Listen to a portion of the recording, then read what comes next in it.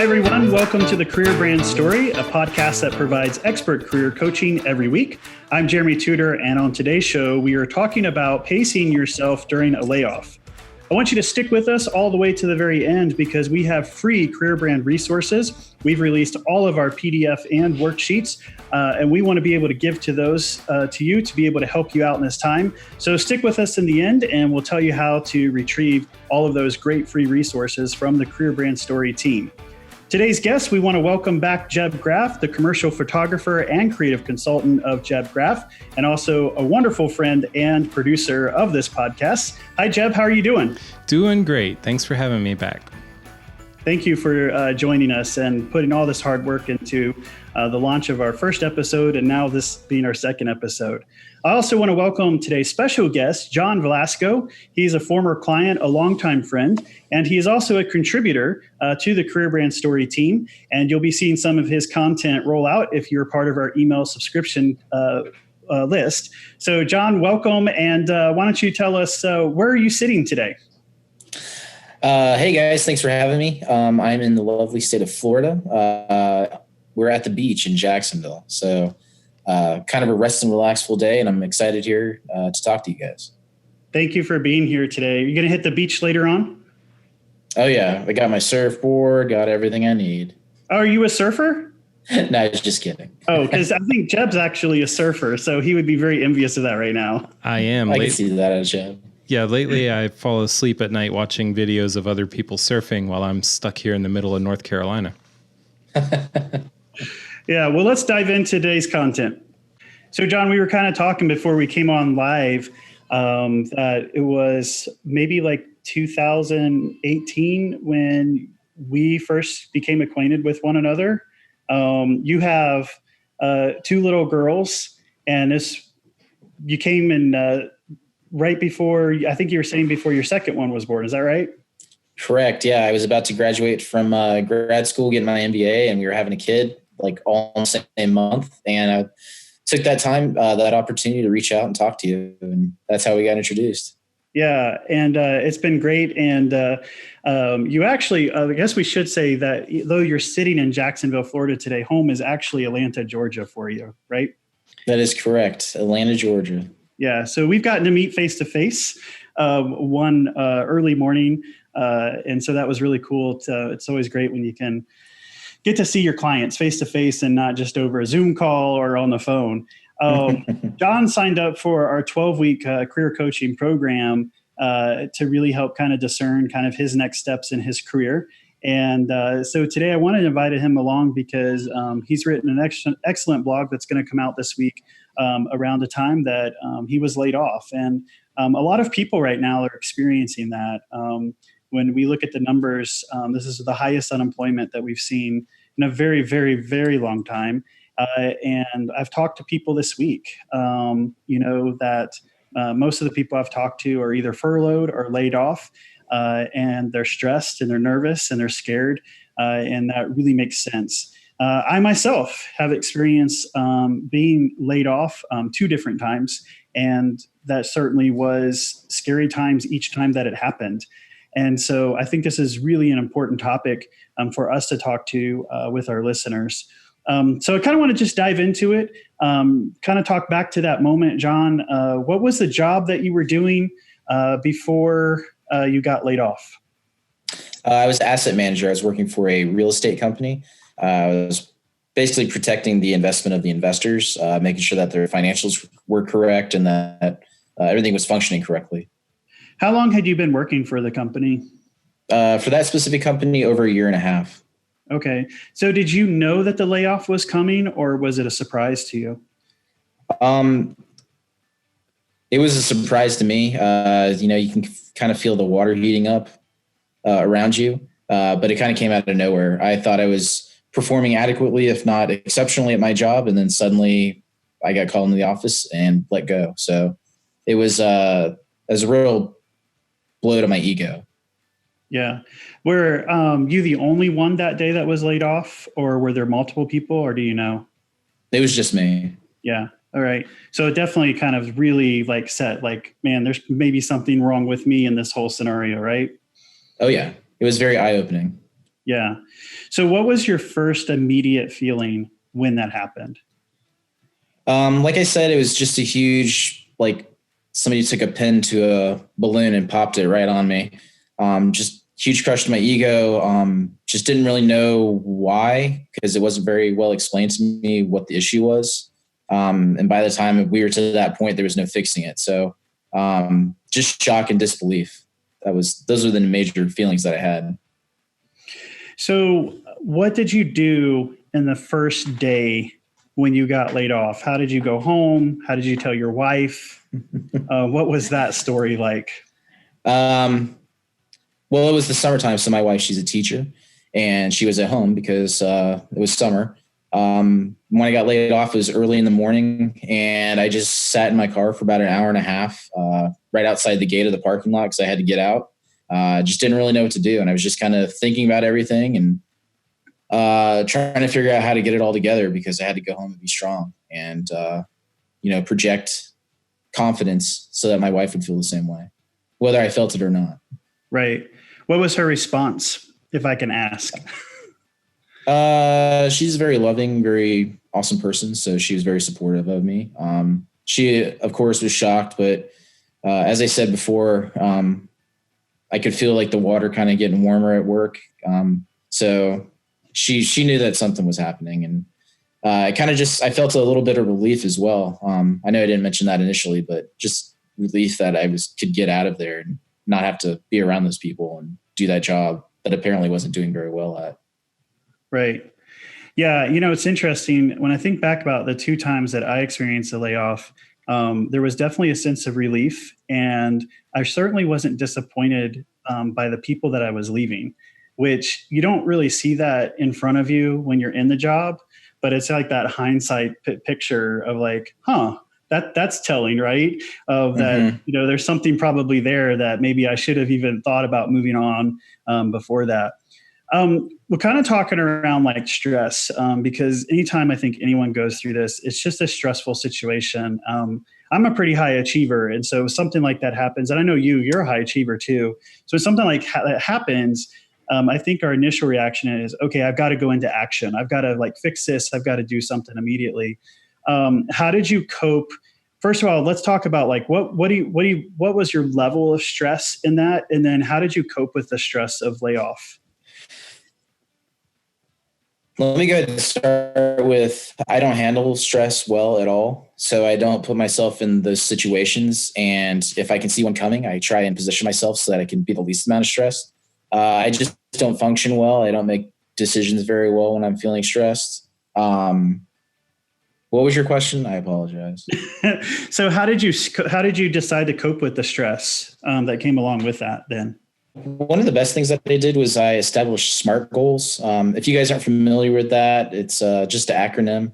They're specific, measurable, achievable, realistic, and time-bound goals.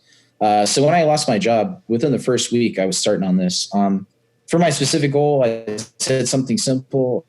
I wanted to work for a company that was headquartered in Georgia, that was a local company, that I wanted to work out in the field instead of being chained to a desk, and that I wanted to like my job instead of liking my paycheck. So those were my specific goals. In order to measure that, I said to myself, I'm going to spend 40 hours a week looking for a new career. Every week I'm going to apply to at least 20 jobs, and they're going to be quality jobs. So I'm not just wasting my time.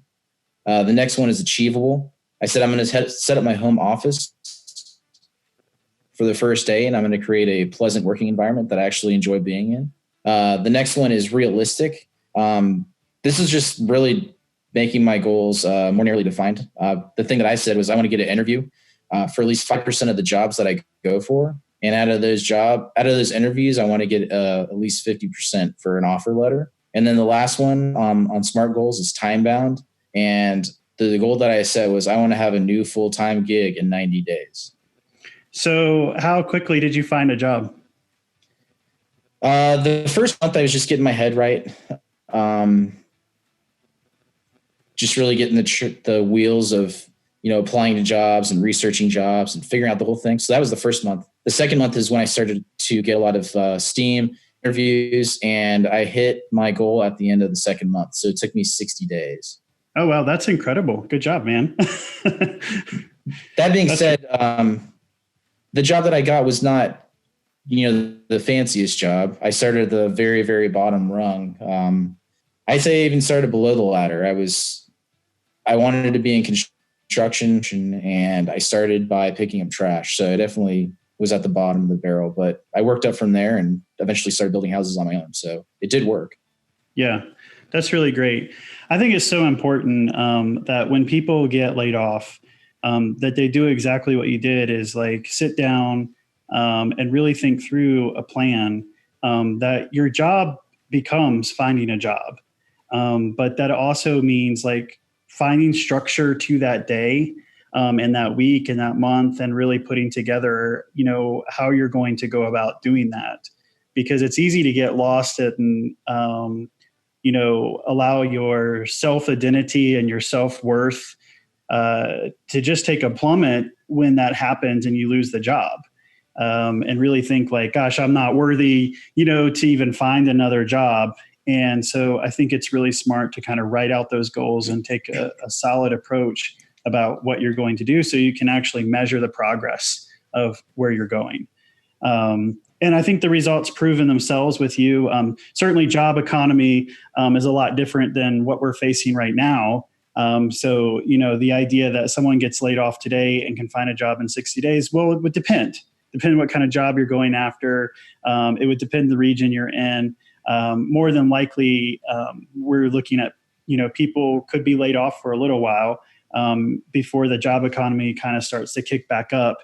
Maybe August, but we don't know what we don't know either. And so that being said, I think it's even more critical to make sure that you have some kind of plan, even if the plan includes, time off. I always think it's kind of a good idea for people to give them time to kind of grieve that process, and maybe even find, just like you do in a regular work week, you can't go at it 24/7. You've got to find some of that downtime as well. What are some things that you do or that you did to be able to help your stress in the downtime?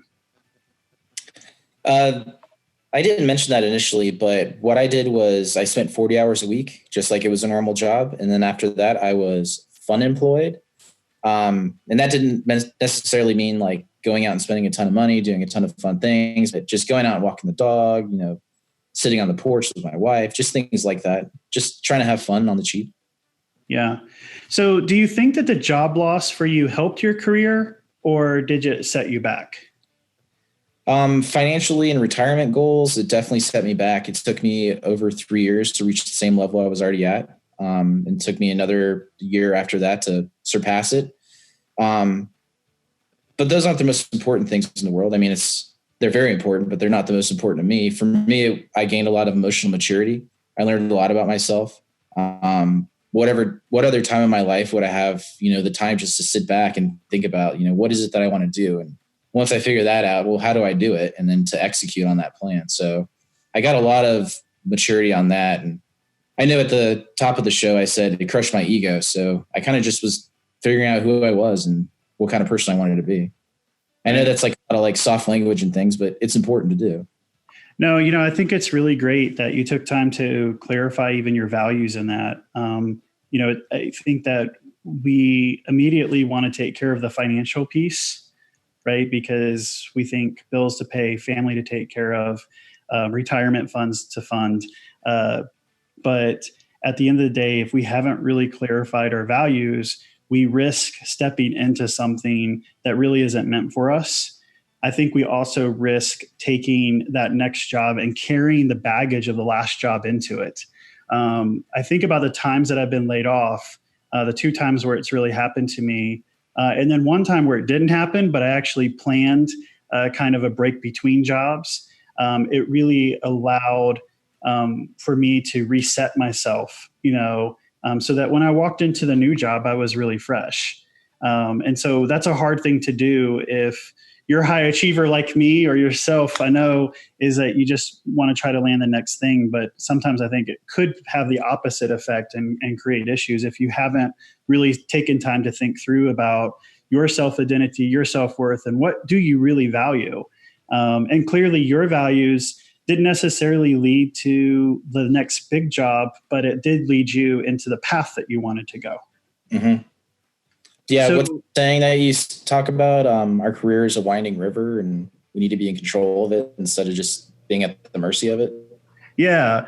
Yeah. So career direction is like the winding river. You've got shallow ends, you got deep ends, you got rapids, you got sandbars, and gosh darn it, you even have forks in the river. And so if you don't know what your career direction is and where you're really going, when a layoff comes, you're in real trouble because you're going through the rapids and, quite frankly, going over a waterfall at the moment. And but if you're going over the waterfall and you still have direction, you can typically control the boat at the end of that waterfall and propel yourself up and keep moving forward. So I do think it's really important, again, to really know where you're going. And for me, that always comes through about really clarifying your values and who you are. So I always ask clients this question out of that about career direction. And I don't think it matters what age you are. I think it's a question we constantly ask ourselves. So what do you want to be when you grow up? Well, Jeremy, actually, with your help, you helped me really narrowly define what it is that I want to do, what industry, what sort of involvement I want to have leadership wise with other people. And I'm doing it now. I'm a project manager for software. And how long did it take you to get to that job? Let's see. I've been working for 15 years. So it took me 14 and a half years. A very long winding river. Had to learn a lot of things, had to get my knees cut out for me a couple times. But I've kind of, taken the lessons I learned here, the lessons I've learned there. And now I have a very narrow focus and I'm using all those in the job that I have now. That's great. Well, thanks for sharing your story with us on how you dealt with stress during a layoff. And we're looking forward to reading more about that this week in our email that goes out on Monday. Definitely. Hi, everyone. My name is McKay Leslie, and I'm the Market Growth Leader here at Career Brand Story. I'm here to offer you this week's career tip, which is to be proactive and follow up on your job search. A lot of job seekers go into an interview, submit an application, or talk to a recruiter without doing anything on the back end. Once they connect with the recruiter or hiring manager, they just wait. Job seekers need to be proactive. So our career tip for this week is to follow up. Don't assume just because you had one good conversation that the next step is going to automatically happen. We've provided for you our thank you email template so that you can say thank you at the beginning of the hiring process, if you've been given a referral, or after an interview. Don't assume that just because you had one good conversation, it's the recruiter's job to do all the work for you. A recruiter's desk is a busy desk, and it's easy for you to get lost in the shuffle. Remember to reach out and say thank you. This will get their attention and move your job search forward.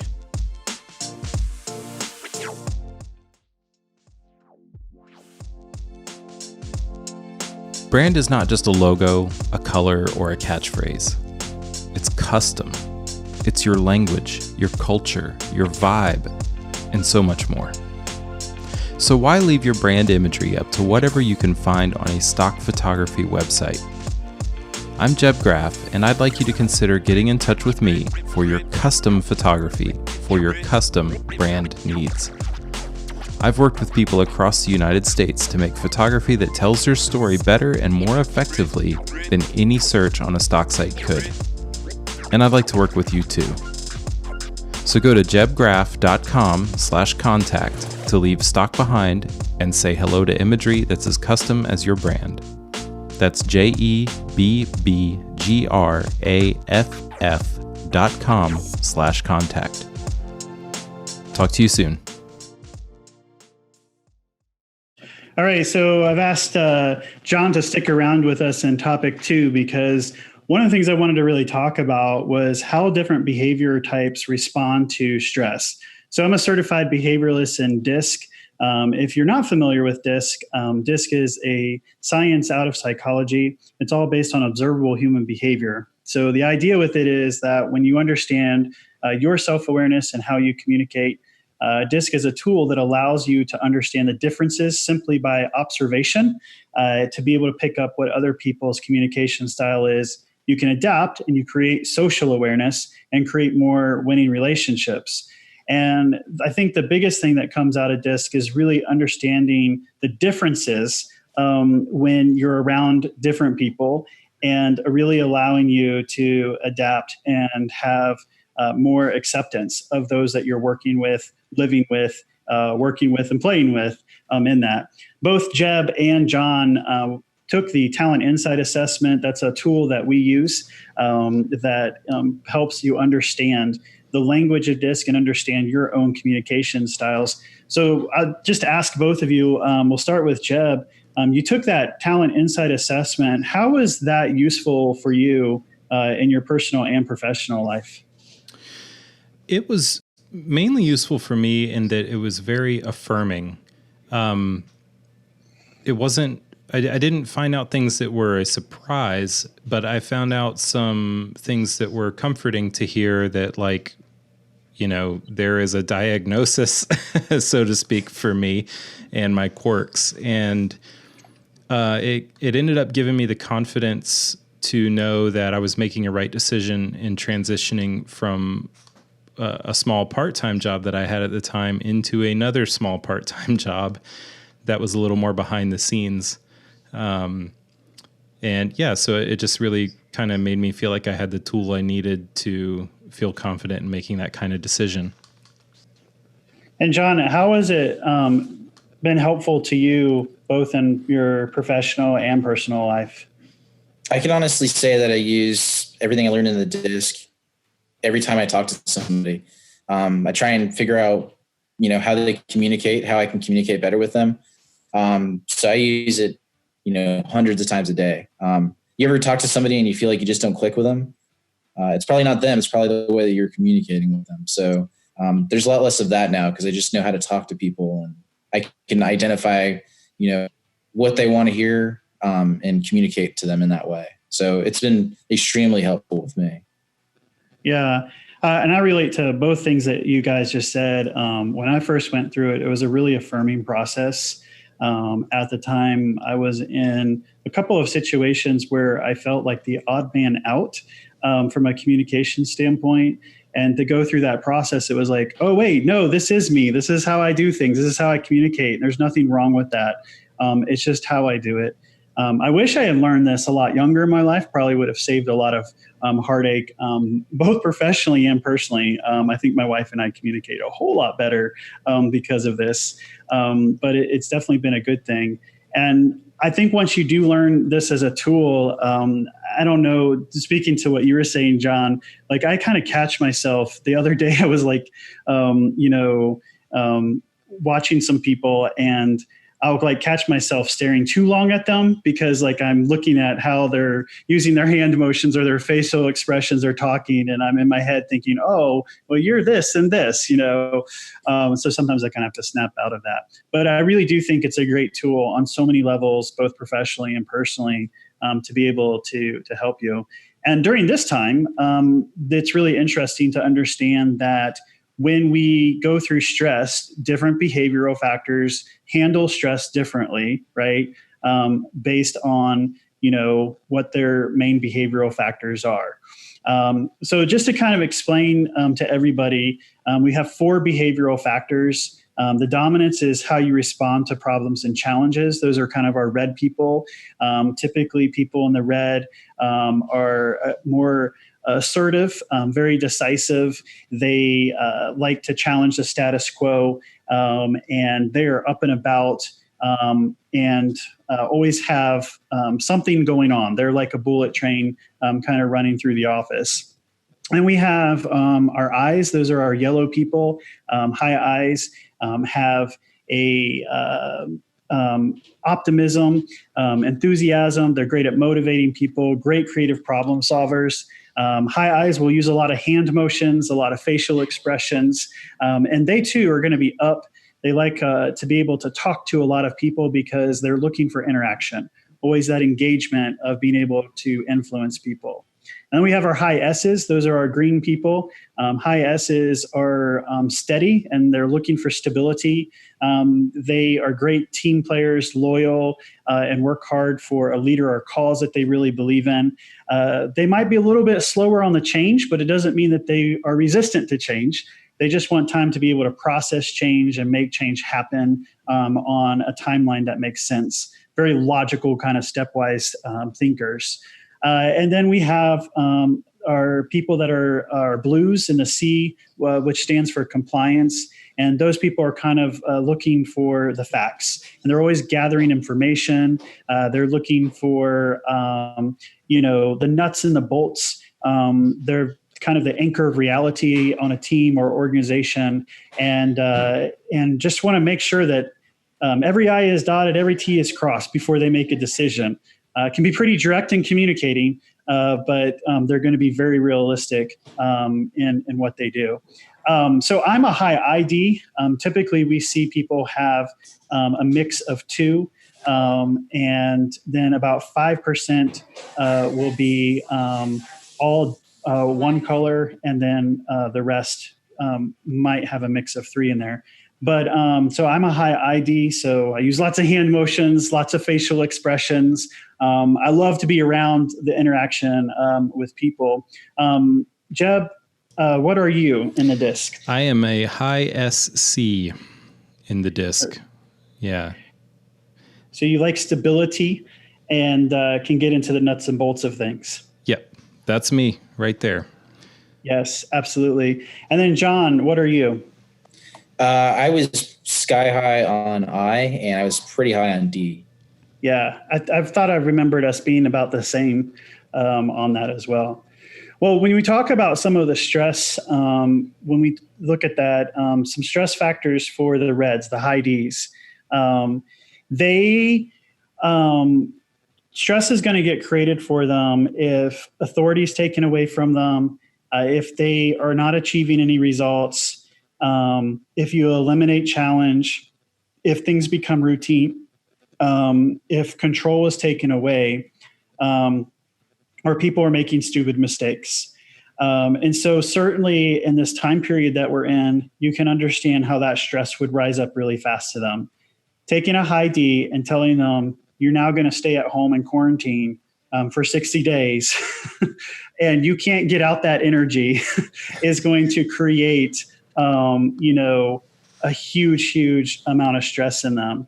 And when stress comes around for people in the red, they like to blame everyone else for that stress. So they'll sing out scapegoats. They can easily overdo things. And it's easy to kind of feel the sting of the wrath. So I'm sure we got some high Ds out there who are around their kids 24/7, and the poor kids probably need to watch out a little bit. They'll get more demanding. They'll expect a lot of themselves. High Ds probably in a situation are still trying to figure out how to achieve and how to be results driven and make things happen. And even when like the constraints, make it really not so for you to be able to do that. They may even, from a communication standpoint, start to kind of shut others out, be more closed. And usually anger is just underneath the surface for them that is kind of happening. So if you think that you're a high D and in that red group and kind of relate to some of those things, some key things that really can help, and they seem so simple, but this really is one of the biggest things is physical exercise. Walking, running, weightlifting, doing something active, riding a bike, getting out, and just using that excess energy that's kind of built up will really help. Creating some small wins. And I think people have to kind of redefine what their small wins kind of look like in this environment. But being able to just have the small wins for the day can be really helpful, and or participate in some kind of competition. Competition that may not necessarily matter to the bottom line of the business, but just can be fun, can really help high Ds.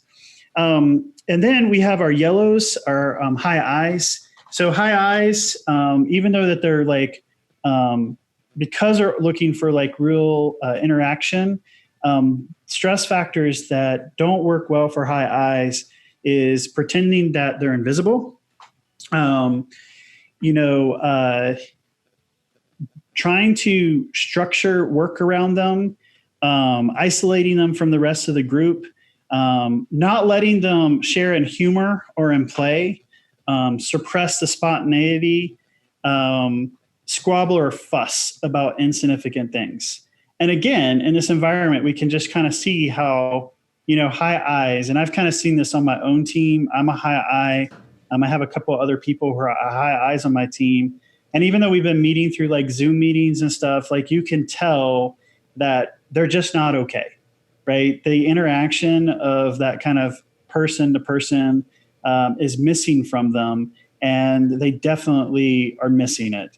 And so high I's, when that happens, they may draw actually more attention to themselves, and it actually may be kind of unhealthy. Their ego will seek out more to compensate for the negative feelings of stress. So they kind of like try to make themselves the attention so that they can feel better. And they might like even put themselves at the center of something that they should even belong and be at the center of, right? And they will become overly optimistic. So everything has kind of a bright end picture. Because I'm a high I, I've always said this to people when I describe and talk about high I's, like the house could be burning down and I would tell my family we're still going to be okay. And that's really true. I have to like watch that I don't become overly optimistic in stressful situations. Some of the ways that high I's can actually help themselves is organize a party, engage them with people, and make sure they have some fun. Jeb, I think you did a really creative thing in the town that you're located to help people be able to engage. You hosted a after-hours party for the town. Right. Actually, every Thursday night, with a few exceptions, I'm doing virtual happy hours with. It started out as small business owners in my town, and I've now opened it up beyond just the business owners. But yeah, I really wanted to give people a chance to be social while also getting to meet some new people. We all, as small business owners in a small town, we're all in our little buildings all day, and then we go home, and we may only have a few relationships with a few of the other business owners. And I thought this was a perfect time to kind of build some bridges and get people talking to each other and that kind of thing. So have you seen some new people join in and participate that maybe you normally wouldn't have seen? I have, yeah. I was actually pretty surprised by a few people joining us, and some of them have become regulars. And, we all are guilty of kind of having our own thoughts and judgments about people and what they're going to think. And frankly, I was surprised to see that some people joined and stuck around. Yeah. So it's been really cool. John, as a high I, what are some things you've been doing right now to kind of help manage the stress of being in quarantine and not being at work, but being back at home? Man, everything that you said for high I, I've gone through or I am going through. I organized a bar trivia with a bunch of people, which was a big project. I didn't think it'd be that big of a deal, but it was like days of work. And just trying to reach out to people that I haven't talked to in a long time, just trying to stay busy. And for me, with the two small kids, just a lot of parenting. So there's a lot of high I stuff going on in my life every day. Yeah. I know that this is kind of happening too now, that as things start to open up and I'm running into people, I'm finding that people want to talk a whole lot more, regardless if they're high I. And so my wife and I were talking about that just this evening, about just the fact that I guess people probably are just going to be a little bit more talkative than usual. So don't mistake that's their high I. It's just that we have been isolated for so long that we actually made to talk to somebody. The green group is our high S's that look for stability.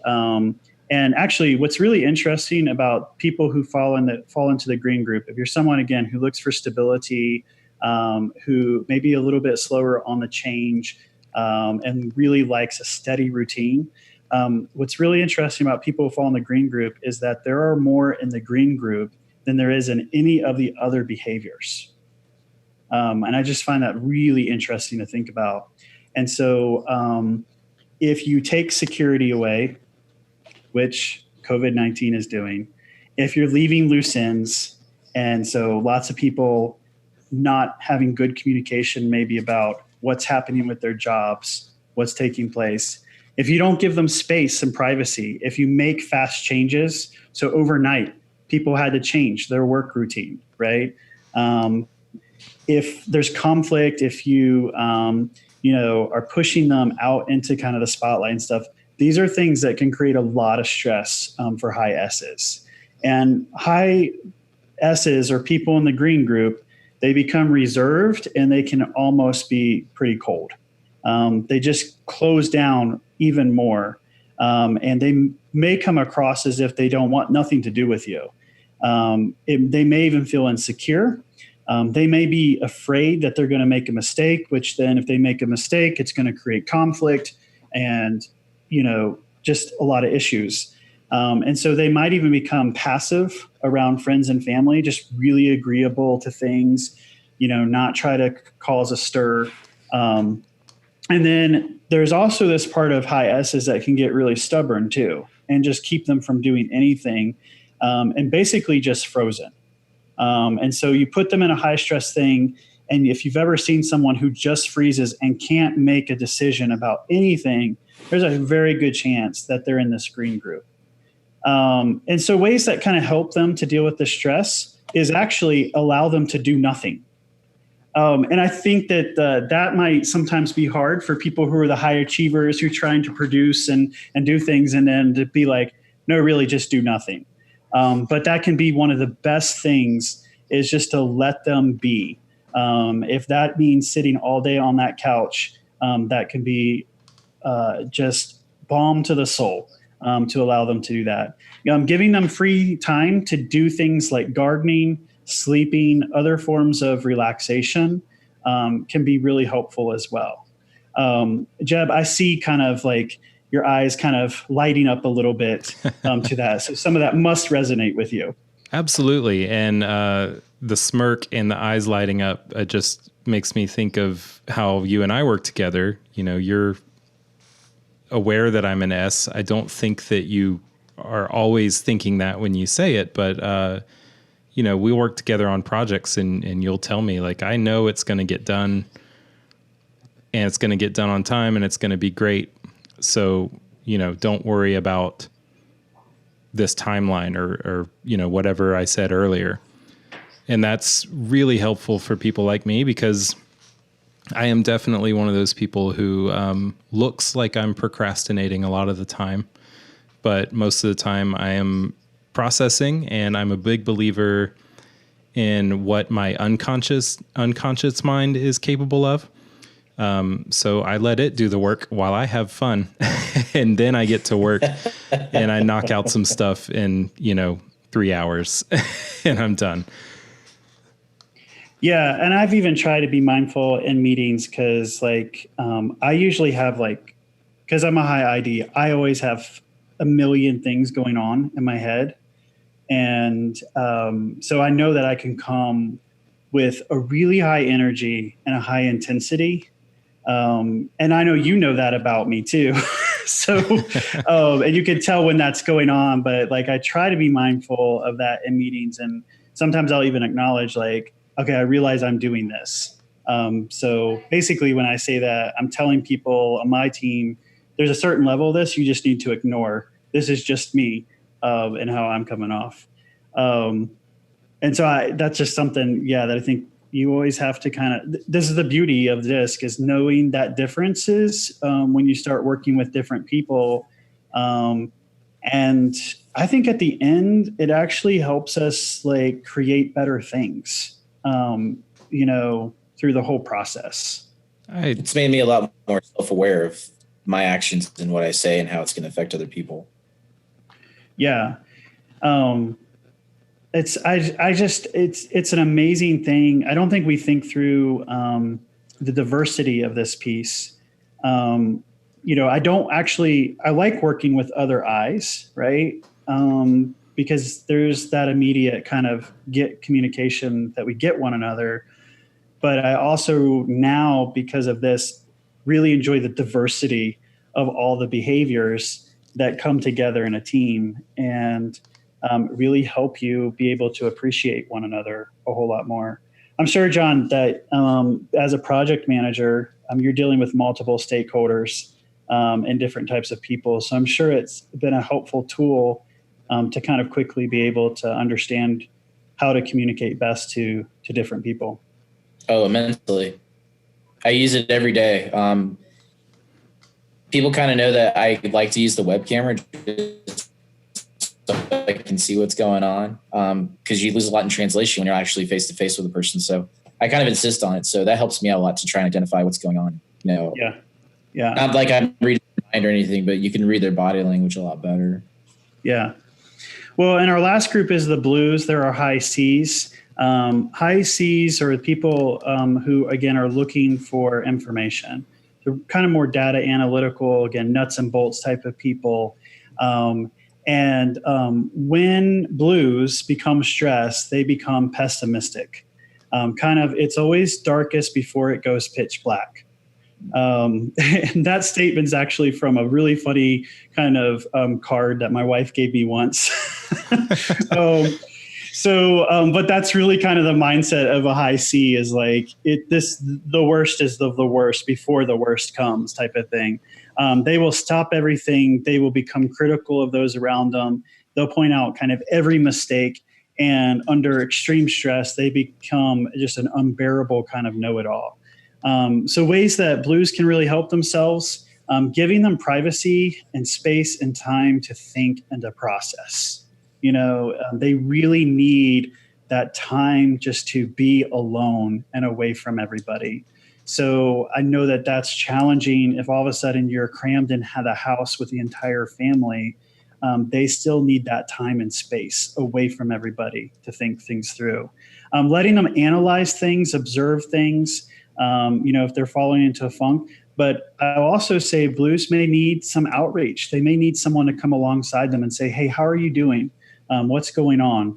And that's probably not bad for all of us.